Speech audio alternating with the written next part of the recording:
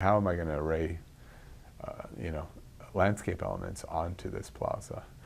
And I didn't want something that had a very clear geometry to it, something that would, like a grid of trees that would compete with that very strong gesture. I had to find a gesture that would sort of come in at a lower register, something softer. And I thought about this idea of bands of trees running across the site from east to west. Initially, on the first drawing, they actually went north to south, but then we changed it to east to west. And the trees would have an axis that was dominant along one direction and no axis along the other. So like beads on an abacus, they can flow freely and can stop at any place. There's an axis that they operate on, but that axis is in one direction, not in the other.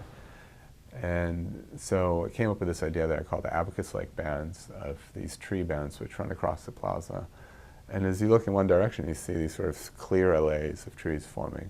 And then as you turn 90 degrees, it has this look of this almost random natural forest. Not truly, because you're on this like vast, flat hardscape, but the trees are arrayed very loosely. And I think that gesture came in at a lower register, and it didn't compete, it complemented that first gesture. And the idea was also to clear this space between the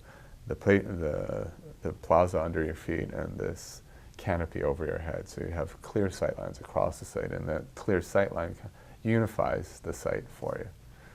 And I think in doing that and in clearing the site of any other buildings, what you ended up doing is creating this large urban room in the middle of the city where you have the sky overhead, which is something you rarely see in lower Manhattan. Very often you're in these sort of narrow streets, you can see a sliver of the sky through these urban canyons.